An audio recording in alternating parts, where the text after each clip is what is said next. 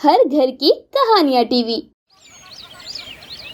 कल्याणी बहुत ही पुरानी सोच वाली महिला थी जो अपने 2 बेटों और 2 बहुओं के साथ रहा करती थी।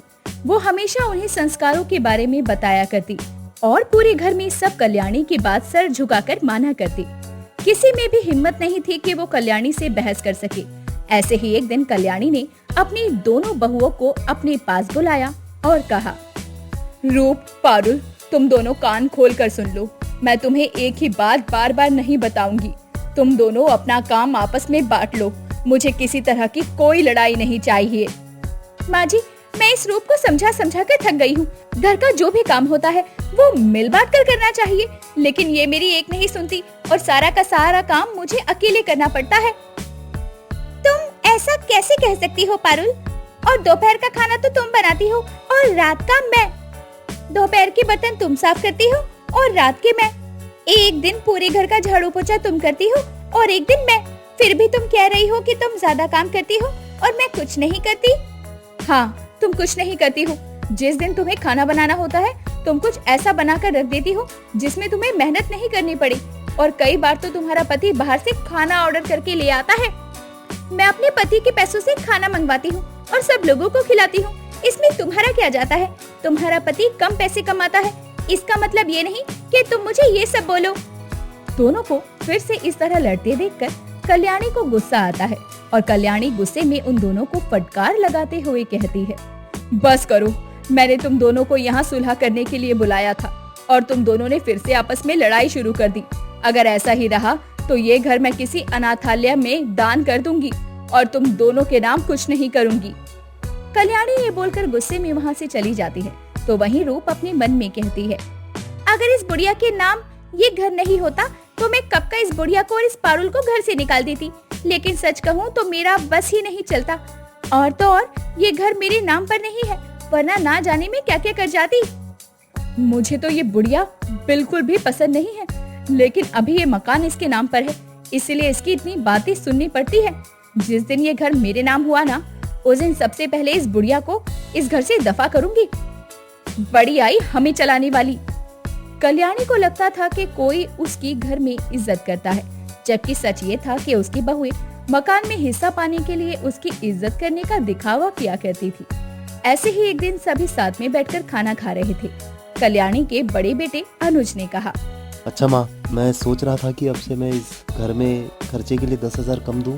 क्यों अनुज बेटा, तेरे ऑफिस में कोई परेशानी चल रही है क्या, जो तू घर खर्च के पैसे कम करने की बात कर रहा है? नहीं नहीं माँ, सब ठीक है। लेकिन माँ आप खुद ही बताओ, इस घर के खर्चे के लिए मैं 20,000 देता हूँ और रोहन सिर्फ 10,000 देता है। ये तो गलत है ना माँ? या तो दोनों को हिस्सा बराबर देना चाहिए या फिर कोई ना दे। यूँ इस तरह कम ज्यादा सही नहीं है ना माँ? बेटा, भले ही रोहन तेरा बड़ा भाई है, लेकिन उसकी तनख्वाह कम है, तो इसमें उसकी क्या गलती? माँ, जब हम दोनों ही इस घर के बेटे हैं तो जिम्मेदारी भी दोनों के कंधे पे बराबर होनी चाहिए ना। कल्याणी ये बात सुनकर चुप हो जाती है। जैसे उसकी भूख मर गई हो, वो अपने कमरे में सोने चली जाती है और अपने पति से रात को चिंता में बात करते हुए कहती है, क्या हमारे परिवार में सच में रिश्तों में दरार आने लग गई है? दोनों बच्चे आपस में तुलना कर रहे हैं और दोनों बहुएं भी एक दूसरे से लड़ाई में ही लगी रहती हैं। मैं तो जानबूझकर इन लोगों को डांट कर रखती हूँ ताकि घर परिवार ना बिखरे। हाँ, ये बात सच है कल्याणी। अब तुम कुछ भी कर लो, इस परिवार को टूटने से नहीं बचा सकती हो। तुम हर बार घर वालों को जायदाद में हिस्सा देने की धमकी देती हो और वो शांत हो जाते हैं, लेकिन ऐसा कब तक चलेगा? तुमने लालच में अपने परिवार को जोड़ कर रखा है। एक ना एक दिन तो इस घर का बंटवारा होना ही है। इससे तो अच्छा है जैसा चल रहा है वैसा ही चलने दो। लेकिन मैं इस घर का बंटवारा कैसे होने दूं? मैं अपने घर के रिश्तों में दरार कैसे आने दे सकती हूँ? आप तो जानते हैं ना, जब रिश्तों में दरार आनी शुरू हो जाती है तो वो घर घर नहीं एक खंडर बन जाता है। कल्याणी, कभी कभी जब कांच चटक जाता है तो उसे फेंक देना ही अच्छा होता है। इस तरह जब रिश्ते में दरार आ जाए तो उन रिश्तों को अलग कर देना ही अच्छा रहता है। कल्याणी, क्या पता अलग रहने से उनके बीच की मिठास और प्यार वापस लौट आए। कल्याणी नहीं चाहती थी कि उसके ससुराल में कभी भी रिश्तों में दरार आए, इसीलिए वो अपने पति की बात का जवाब दिए बिना ही सोने के लिए चली जाती है। ऐसे ही दिन गुजरते हैं। एक दिन कल्याणी ने अपने दोनों बेटे बहू को अपने पास बुलाकर कहा, मैं जानती हूँ तुम सब लोग सिर्फ इस मकान के हिस्से के लालच में एक जगह एक छत के नीचे रह रहे हो। वैसे तुम लोग एक दूसरे का चेहरा भी देखना पसंद नहीं करते। और दूसरा सच ये कि मुझे इस घर में कोई पसंद नहीं करता, क्योंकि मैं सबको बांध कर रखती हूँ। माँ जी, मैंने तो कभी ऐसा नहीं कहा। मुझे तो आपकी सेवा करना अच्छा लगता है। और माँ जी, रूप बिल्कुल ठीक कह रही है। माना कि वो हमेशा उल्टी सीधी बातें करती है और हम लोगों के बीच लड़ाई होती है। इसका मतलब ये नहीं कि हम आपको बोझ समझते हैं और हम इस घर से अलग होना चाहते हैं। दीदी, आप कैसी बातें कर रही हैं? आप कहना क्या चाहती हैं? मैं हमेशा उल्टी सीधी बातें करती हूँ? अरे, मैं करती हूँ या आप करती हैं? वो तो सभी को पता है कौन फालतू की बकवास करता है। बस करो तुम दोनों, फिर से जंगली बिल्लियों की तरह तुम्हें लड़ाई करने की कोई जरूरत नहीं है। आज मैंने तुम्हें ये फैसला सुनाने के लिए बुलाया है कि मैं इस घर का बंटवारा कर रही हूँ। इस घर के रिश्तों में और दरारें आए, उससे अच्छा है कि अब ये परिवार बंट जाए। तभी वहाँ पर कल्याणी का पति भी आ जाता है और कहता है, इसीलिए हमने सोचा है कि अब से हमारा बड़ा बेटा निचली मंजिल पर रहेगा और छोटा बेटा ऊपरी मंजिल पर। और रही हम दोनों की बात, अब हम दोनों भी ज्यादा सीढ़ियां उतर नहीं सकते, इसीलिए हम निचली मंजिल पर रहेंगे।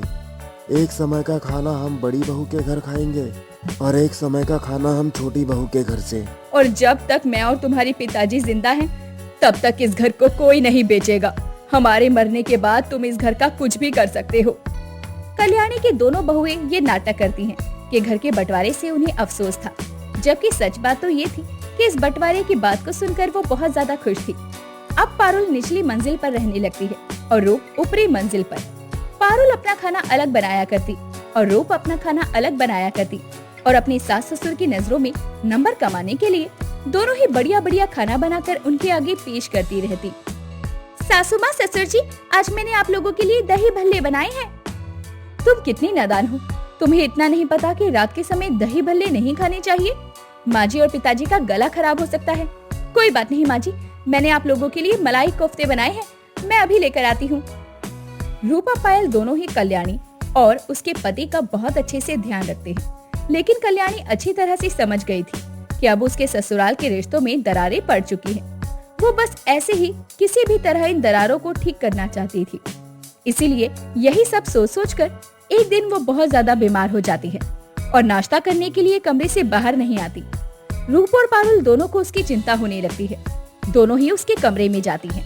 माँ जी, आपको क्या हो गया? सुबह से आप नाश्ता करने भी नहीं आई, दोपहर हो गई और आपने खाना तक नहीं खाया। नहीं बहू, तुम लोग अभी यहाँ से जाओ। मुझे बिल्कुल भूख नहीं है और मेरा कुछ भी खाने का मन नहीं है। पर माँ जी, अगर आप कुछ नहीं खाएंगी तो आप कमजोर हो जाएंगी। ससुर जी वैसे भी किसी काम से 2 दिन के लिए शहर गए हुए हैं। हम आपको ऐसे हाल में नहीं रख सकते। ये सब कुछ देखकर कल्याणी को एहसास होता है कि भले ही उसकी बहुएं आपस में जितनी भी लड़ाई करती थी, लेकिन उन्हें कल्याणी से लगाव था। मेरे बच्चों, मुझे ये देखकर अच्छा लगा कि तुम्हें मेरी चिंता है और तुम दोनों ही अपनी आपस की लड़ाई को छोड़कर एक साथ मेरा हाल जानने के लिए आ गई। मेरी आधी तबीयत तो तुम दोनों के बीच के रिश्तों का प्यार देखकर ही ठीक हो गई। मुझे बस थोड़ा आराम चाहिए, फिर मैं ठीक हो जाऊंगी। कल्याणी ये बोलकर सो जाती है और रात के समय वो खाना खाने के लिए डाइनिंग टेबल पर आती है तो पूरे परिवार को एक साथ खाना खाते देखकर वो हैरान। माँ जी, हैरान होने की कोई जरूरत नहीं है। आखिर हमारी आपस की लड़ाई देखकर अगर आप हमें अलग कर सकती हैं, तो हमारा ये फर्ज बनता है कि आपका उदासी भरा चेहरा देखकर हम अपनी टूटी हुई रिश्तों को फिर से ठीक कर दें और उसके बीच में आई दरारों को भी। आज नहीं तो कल जब परिवार बढ़ेगा तब तो हमें अलग हो ही जाना है, पर फिर हम एक साथ रहने की एक बार आखिरी कोशिश तो कर ही सकते हैं ना माँ जी।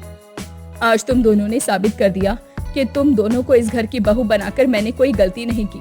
तुम दोनों की वजह से मेरा सर फक्र से ऊंचा हो गया। मुझे तो लगा था कि मेरा ये परिवार कभी एक नहीं हो पाएगा, लेकिन तुम दोनों का बहुत बहुत शुक्रिया जो तुमने एक माँ की ममता को समझा। कल्याणी इतना कहती है, उसकी आंखों में आंसू भर जाते हैं, जिसके बाद उसकी दोनों बहुएं उसे गले से लगा लेती हैं। ऐसे ही दिन गुजरते हैं। अब पारुल और रूप बिना किसी लड़ाई के साथ में काम किया करती। धीरे धीरे दोनों का तालमेल भी आपस में बहुत अच्छा बनने लगता है। वो दोनों देवरानी जेठानी के साथ अच्छी सहेलियां भी बन जाती हैं।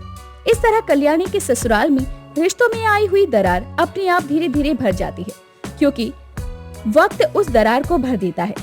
दोस्तों, वक्त सच में सारे घाव खुद ब खुद भर देता है। बस हमें उस घाव को भरने का समय देना चाहिए, जैसे कल्याणी ने दिया।